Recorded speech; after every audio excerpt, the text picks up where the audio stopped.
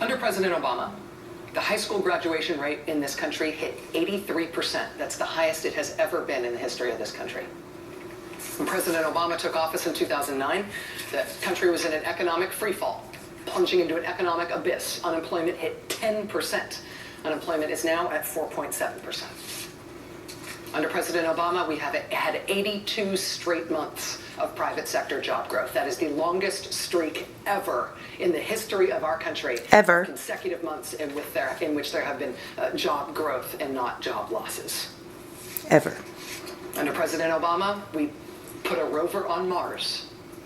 Under President Obama, we have had the first drop in the federal prison population in decades. Under President Obama, after a concerted effort by his administration, homelessness among American veterans dropped by half. Under President Obama, 16 countries around the globe gave up every last ounce of their highly enriched uranium, taking away the risk that it could be stolen or misused to assemble the core of a nuclear weapon or to make a dirty bomb.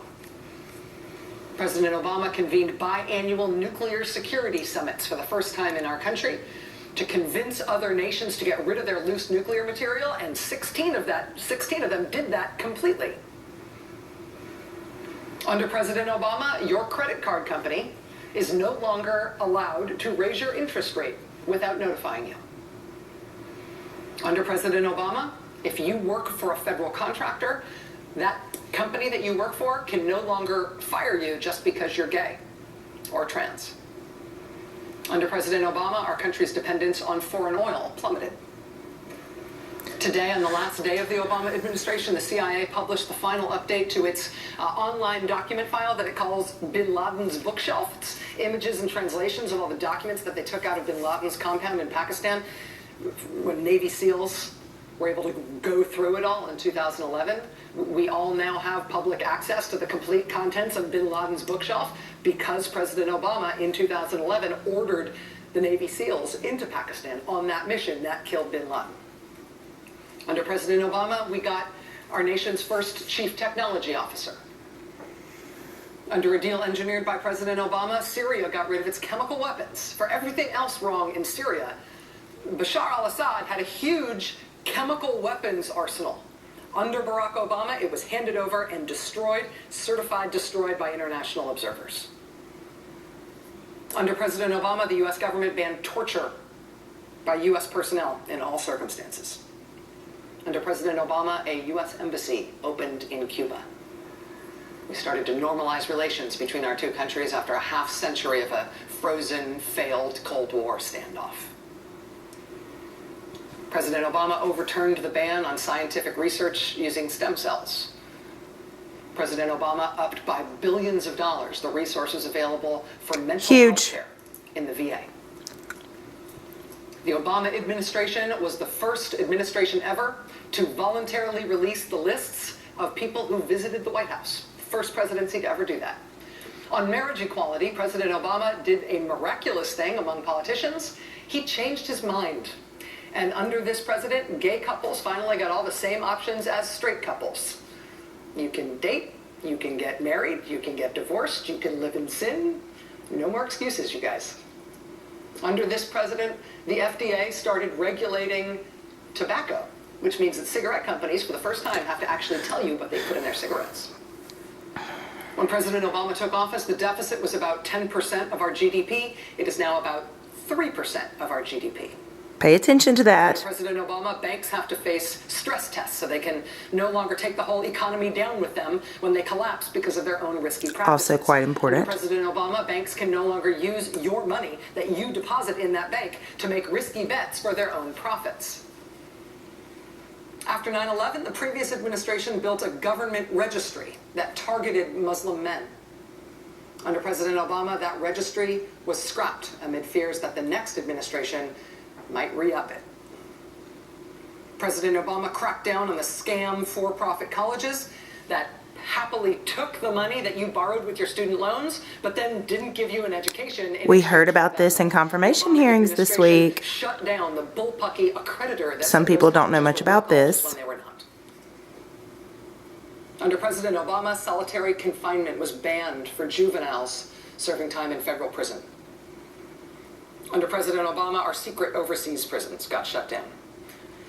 Under the previous administration, when the remains of U.S. service members were flown home in flag-draped caskets to the air base at Dover, that was a secret and there were no cameras allowed. Under President Obama, that secrecy order was undone. And now, under President Obama, the government will pay travel expenses for the families of fallen soldiers to be there when their loved ones' remains arrive on that tarmac. Under President Obama, the Don't Ask, Don't Tell ban was repealed in the military. Really big as deal. was the ban on transgender soldiers serving openly. And all combat positions were open to women. President Obama, arguably, saved Medicare. He made Medicare solvent for years to come because he slowed down the growth of healthcare costs. That is what was eating that program. President Obama also, inarguably, saved the U.S. auto industry. He saved the U.S. auto industry, reorganized GM, that paid back their bailout money, and American automakers are now among the largest, most profitable car companies in the world, and millions of American jobs tell that tale. Tens of billions of dollars that used to get paid to the banks for writing student loan programs, instead now go to Pell Grants to help people go to college who otherwise couldn't afford it. Oh, and you can't be denied health insurance because of a pre-existing condition. And you can't be charged more for your health insurance because you're a woman. And your health insurance can't put a lifetime cap on what you're allowed to need because of your health care. And 20 million Americans got health insurance because of President Obama. And for the first time ever, the number of uninsured people in our country is in single digits. More than 90% of the country has health insurance now. And quietly along the way, yes, he did appoint the most diverse cabinet ever. And he appointed a record number of women judges and minority judges, and they will stay there after he is gone, including the first Latina Supreme Court Justice, daughter of Selena and Juan, who came from Puerto Rico. And so this is the last day of President Obama's 2 terms in office. He's being replaced by someone who said that President Obama was secretly foreign, not really American, fake, unqualified to be president. The incoming president called President Obama stupid, called him a disaster. He also fought to have a federal judge removed from a fraud case against him on the sheer basis of the fact that the judge was Latino. He's a Mexican, he said. He's a Mexican, as if that was self-explanatory as to why that judge should not be allowed to hear his case. Everybody who supported the things that President Obama was able to accomplish during his 2 terms in office now, overnight, moves into a different position as American citizens. And in this part of your life. I mean, if you like what President Obama was able to do in his 8 years in office, all those things that I just mentioned, this is the part of your life now where you will become somebody who doesn't support those things. You will become someone who defends those things. Because the incoming president and what we're about to experience tomorrow, that does reflect the continuous peaceful transfer of power in our country, as we have had for more than 2 centuries, right? But also, at almost every level, it indicates a reversal and ultimately an attack on everything that the outgoing president has stood for and has embodied over these last 8 years. And they will try to undo everything they can. But they can't undo everything. The judges, for example, the judges stay. And the record stays. The record. And the supporters of our nation's first African-American president, the people who give him a 60% approval rating in this country right now as he leaves office, supporters of Barack Obama, they also stay. They also continue to be among us. That is still our country. That is still the people of this country. But if you appreciate what I think is the extraordinary record of President Obama as he leaves office tomorrow, you do now have a new job as a citizen. It's called defense. Boom.